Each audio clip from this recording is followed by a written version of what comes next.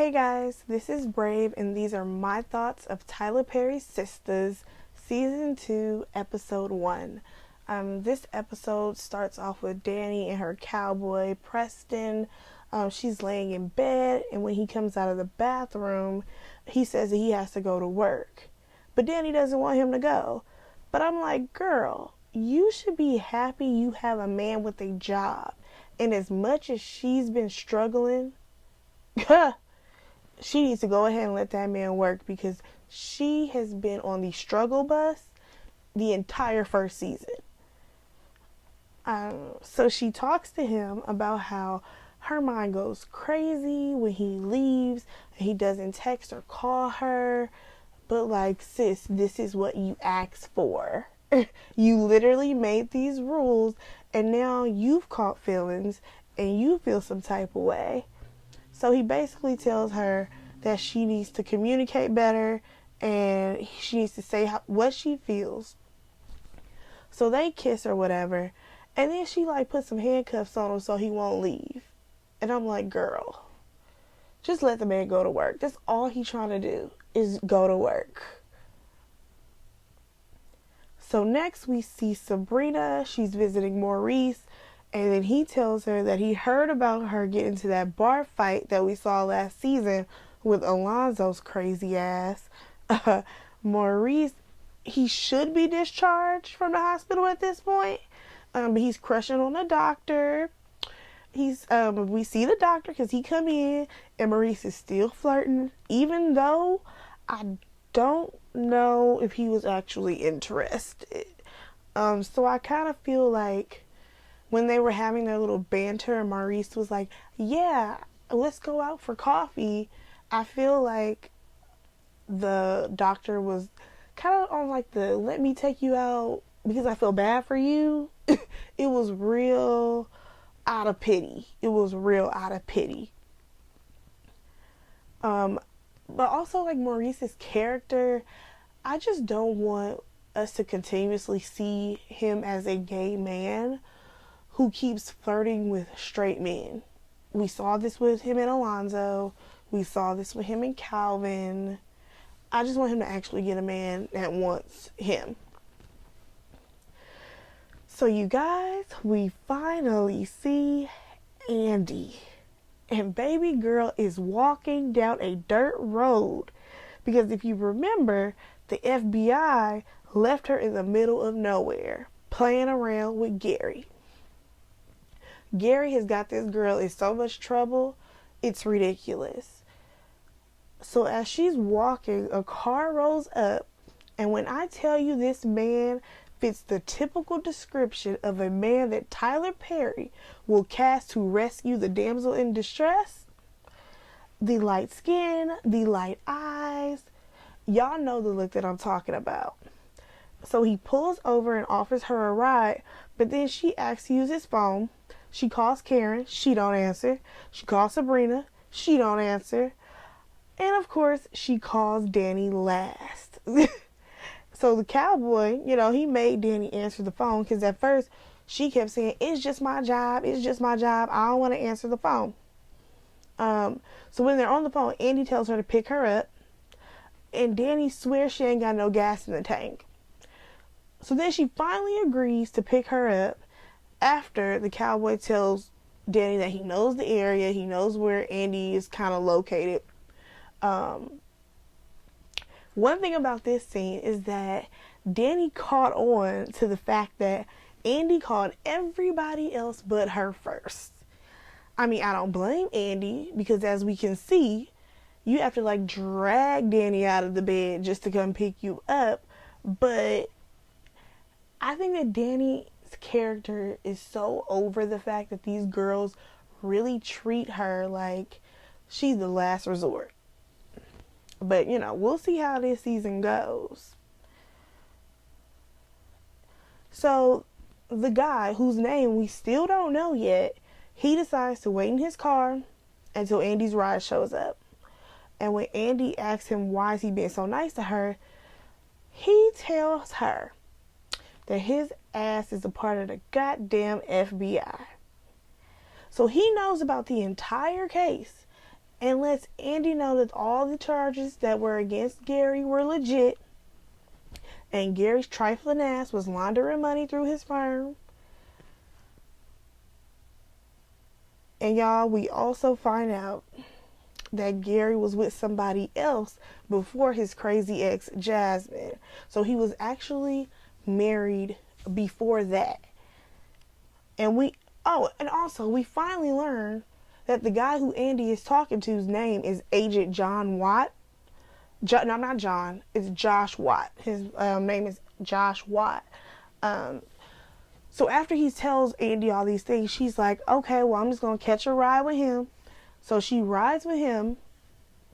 Well, she called Danni first, just to let her know not to come. And then she catches a ride with this guy. So we see Karen and Zach at the hospital. And of course, they discuss their relationship once again and how he still wants her. They mention how her mom took care of the guy who tried to kill her last season, and how her mom is back camping, which I really give a side eye to, because I'm like, what is your mom really doing? What kind of camping is this? And Zach is trying to come back home with Karen. Karen don't want him there, clearly, because her heart is still torn between him and Aaron. But we'll see what their storyline leads to this season. So we go back to Andy and the agent, Josh. And she's still questioning about, did Gary really do this? Girl, that man has already shown you who he is. He did it. Next thing you know, Josh is telling her to look at the files.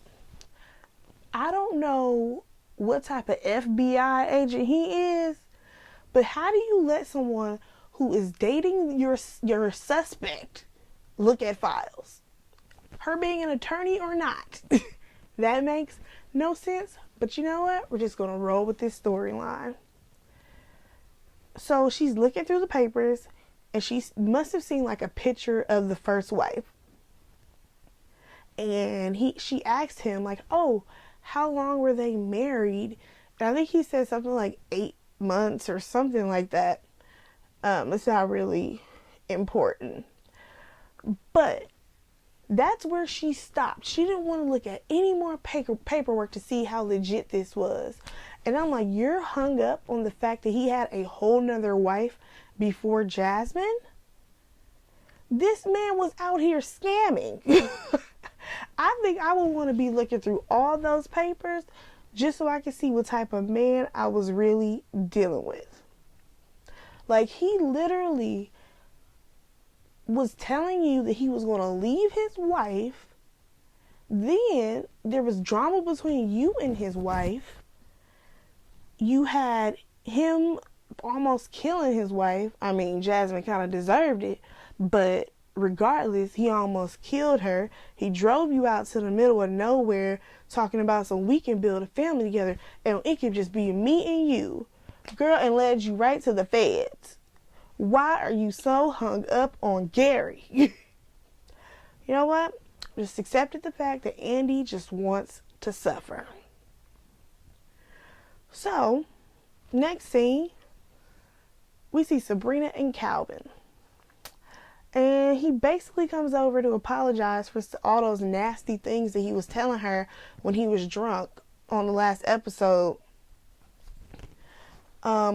My only thing about them is that I don't really see them as a couple. Like, at this point, I just feel like Sabrina just wants to have a man, because I don't really see them having all this chemistry. Also, he does so many things that she is not into. Like, I'm like, some of these things, it's like, girl, this compromise, not equal at all. And also, it's like, well, his dad died, so she can't leave him. Yeah, she in a real sticky situation with that one. So Calvin mentions that he wants to tell her something, and that she would probably judge him. And she reassures him that no, she's not going to judge him anymore, especially because of what happened to Maurice. But he never told her what it was. So I'm guessing that's going to come later in the season, whatever this big secret is. But instead, he's let her know like what was in his dad's will. And his dad basically wanted a drag show to happen after he passed away. So they're going to do a drag show, and they're going to have a fundraiser for Maurice, which I think is actually really cool because, like, Maurice got beat up for nothing. Like, literally, he got beat up because some guy pretended to be into, I'm not going to go into that because that was the first season, but that situation really pissed me off. Okay, so next scene, we see Karen and Zach, and honestly, Karen and Zach kind of drained me this episode every time they showed up on screen, just because I know it's the same back and forth banter of him saying, I want to be with you, I want to be with you, and her saying, but Zach, no, Zach, we just need to keep a little bit of distance, Zach. Like, it's annoying at this point. But again, they were basically talking about their relationship again.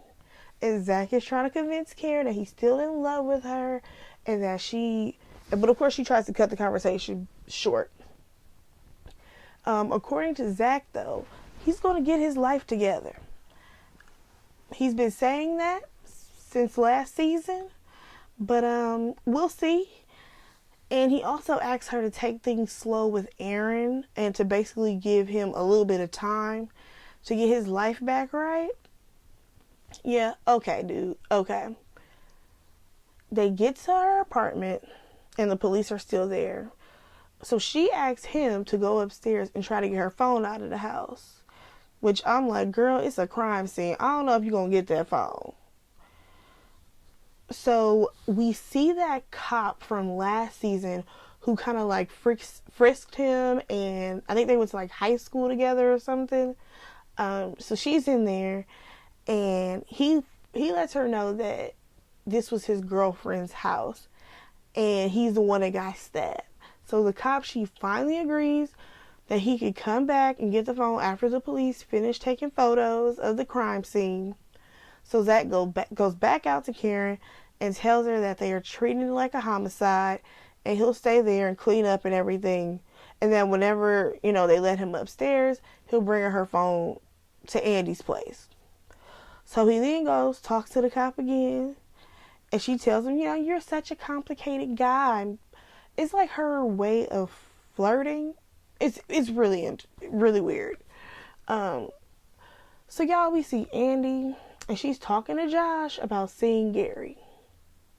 Next thing you know, Gary is walking into this room, and Gary is still saying that it's his wife, it's Jasmine and Maurice's fault that all this is happening.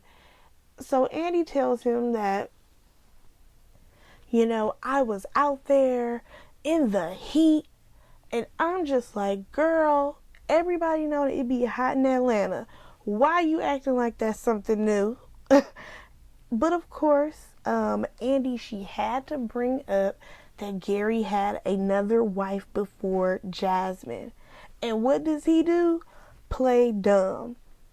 So she gets up like she's about to leave, and she tells him that they're done and she's not going to be with him anymore. She's over it. And I'm like, finally, Andy, it took you so long to realize this.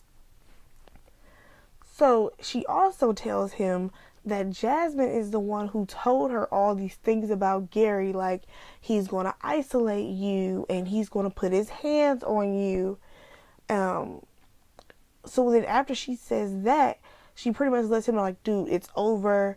And he's like, okay, go. Y'all, why she start whimpering and whining like a damn puppy, saying, baby, just let me know the truth. So he tells her that he already told her everything. And then he tells her to just go and get out. And he like yells that in her face. And her response was, you know, this temper that you have, it won't help me believe you. Like, girl, you don't need to believe nothing this man says anyways. Like, I really just want her to walk away from this situation and don't look back at this point. Y'all, so we are back with Zach and this cop again. And she trying to flirt with him like she always do. She lets him know that she's not looking for a relationship, but she basically wants to be friends with benefits with him. I just kind of side-eyed it because I'm like, girl, you basically being thirsty for some guy who you hooked up with in high school, yet he didn't even remember you. All right, girl, your standards, not mine. I mean, at least she actually wants Zach. Because Karen, she's basically playing with his feelings. So next we see that Zach is going to call, I don't even know the guy's name. It's Karen's mom's boyfriend. He get on the phone and talk to him about this meeting with this group of guys called the Chain Breakers. It's basically a nonprofit for ex-cons, and they do real estate deals. Now, the guy says they're supposedly making millions, but y'all, we'll see if it's some type of scam, because you know, it be scammers. And then we finally get to the last scene, which is Karen. She arrives at Andy's house, and of course, who is there? Agent Josh. He's there, like he's always around. And they're basically like taking all of Andy's things. So Andy gets there and she's like, what's going on? What's going on? These are my things. And they're like, yeah, everything in this house is being seized by the government. So she tries to get into her apartment, and that is where the episode ends. Y'all, we gonna be on a real roller coaster this season, and I am ready for it. Thanks for watching this video. If you liked it, please like, comment, subscribe, and please drop down your comments below so we can talk about this episode. And I'll be back with episode 2. Bye, guys.